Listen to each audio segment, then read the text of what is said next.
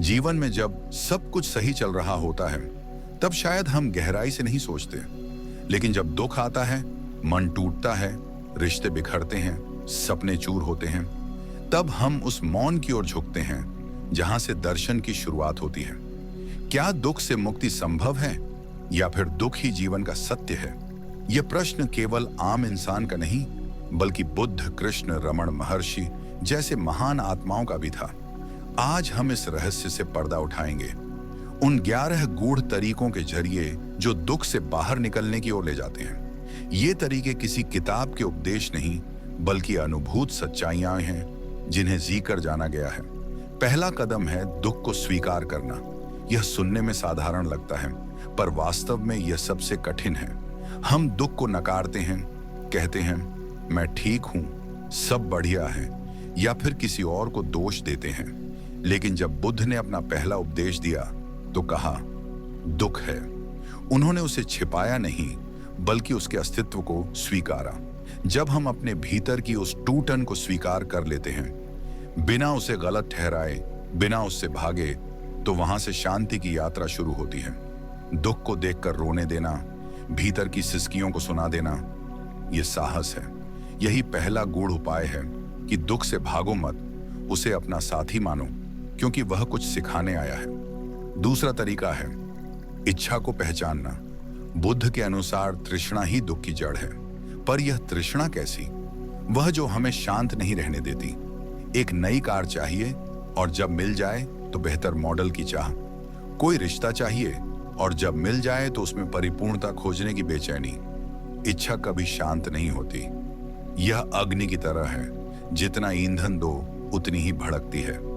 जब तक हम ये नहीं समझते कि हमारी अधिकांश इच्छाएं मन की चाल हैं और आत्मा को नहीं, बल्कि समाज को प्रसन्न करने के लिए पैदा होती हैं, तब तक हम दुख के चक्र में फंसे रहेंगे।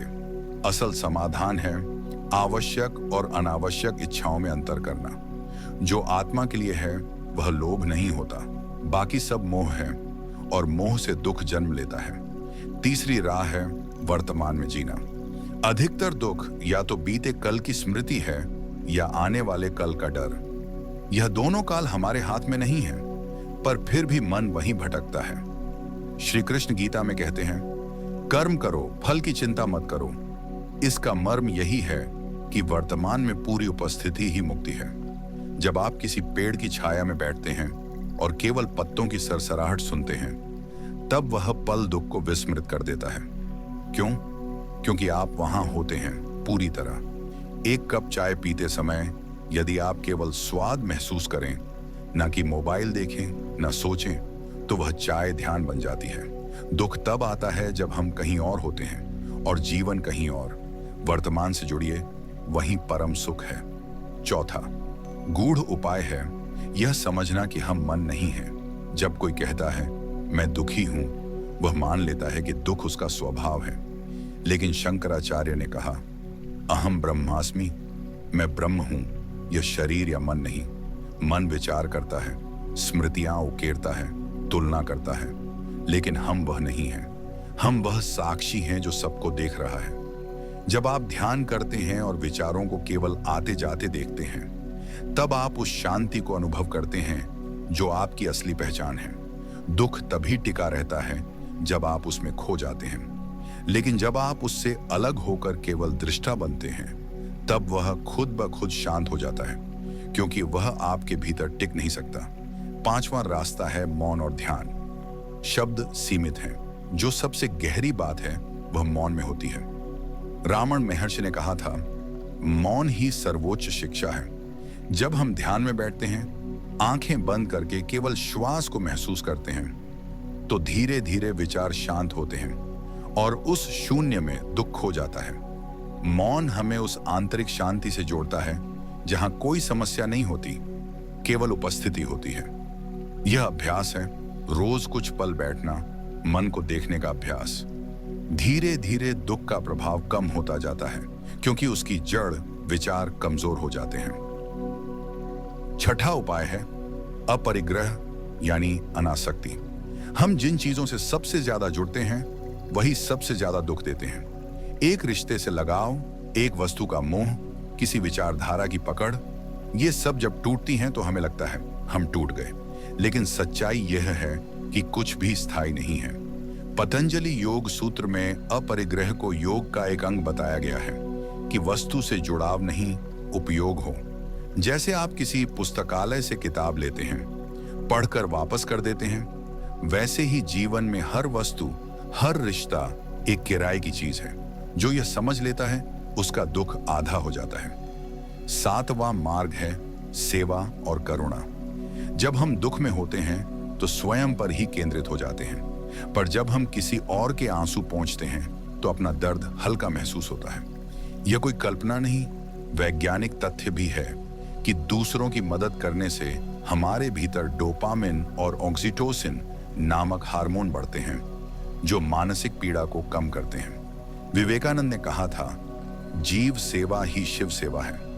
जब हम किसी बूढ़े को सड़क पार कराते हैं या किसी दुखी को गले लगाते हैं, तब हम उस परम शक्ति से जुड़ते हैं जो हम सबके भीतर है। सेवा केवल कर्म नहीं, आत्मा की दवा है।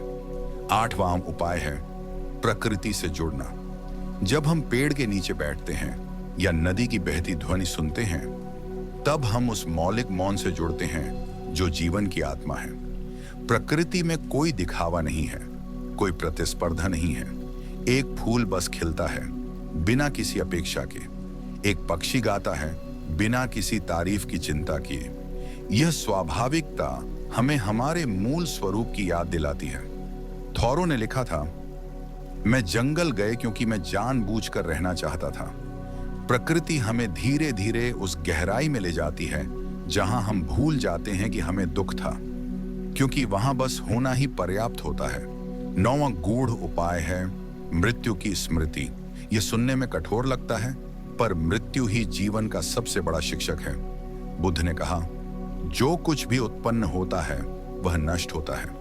हम दुखी होते हैं क्योंकि हम मानते हैं कि जो है वही रहेगा, लेकिन जब हम यह स्वीकार कर लेते हैं कि हर चीज बदलने वाली है, तब हम पकड़ना छोड़ देते हैं। मृत्यु की स्मृति हमें सिखाती है कि हर क्षण अमूल्य है, और जब हम हर क्षण को पूरी तरह जीते हैं, तब दुख के लिए कोई जगह नहीं बचती, क्योंकि हम भविष्य की आशंका में नहीं, वर्तमान की सच्चाई में जी रहे होते हैं। 10वां उपाय है आत्म अन्वेषण। रमण महर्षि की आत्म विचार साधना का मूल प्रश्न था, मैं कौन हूं? जब हम अपने भीतर यह प्रश्न उठाते हैं कि जो दुखी हो रहा है वह कौन है, तब एक अजीब शांति उतरती है। हम पाते हैं कि वह मैं जो टूट रहा था दरअसल एक विचार मात्र था, और उसके नीचे एक गहराई है, मौन चैतन्य, शुद्ध अस्तित्व। आत्मान्वेषण एक दर्पण की तरह है जो हमें हमारा असली चेहरा दिखाता है। वह जो कभी दुखी नहीं होता, बस देखता है। यह साधना कठिन है, पर जिसने इसका स्वाद ले लिया उसके लिए दुख केवल एक बादल बन जाता है जो आता है और चला जाता है। 11वां और अंतिम उपाय है आभार की भावना। जब जीवन हमें पीड़ा देता है, तब भी यदि हम उस एक चीज को खोज लें जिसके लिए धन्यवाद दे सकें, तो वह प्रकाश बन जाती है। एक छत, एक भोजन, एक सांस, बहुत कुछ ऐसा है जो हमें बिना मांगे मिला है। जब हम इन चीजों की ओर ध्यान देते हैं तो हमारे भीतर एक परिवर्तन होता है। आभार दुख को नकारता नहीं, लेकिन उसे एक बड़े परिप्रेक्ष्य में देखना सिखाता है। और जब हम बड़े परिप्रेक्ष्य में जीते हैं, तब दुख छोटा हो जाता है, सहने योग्य और कभी कभी सुंदर भी। तो मित्रों, दुख से मुक्ति कोई जादू नहीं है, न ही एक रात में घटने वाली बात है। यह एक सतत साधना है, स्वीकार करने की, समझने की, छोड़ने की और जुड़े रहने की। इन 11 गूढ़ तरीकों में से कुछ आप अभी से आजमा सकते हैं। शायद एक बार में नहीं, पर धीरे धीरे। जैसे जैसे आप इन्हें अपने जीवन में उतारते हैं, आप पाएंगे कि दुख अब वही नहीं रहा, वह एक शिक्षक बन गया है, एक मार्गदर्शक। और अंत में यही कहूंगा, जब भी जीवन भारी लगे तो यह याद रखिए, आप अकेले नहीं हैं, और यह भी बीत जाएगा। अगर यह विचार आपके हृदय को छूते हैं तो फिलो वाणी को सब्सक्राइब करना ना भूलें। यहां हम साथ मिलकर जीवन के इन गूढ़ रहस्यों की खोज करते हैं, हर दिन एक नई रोशनी के साथ।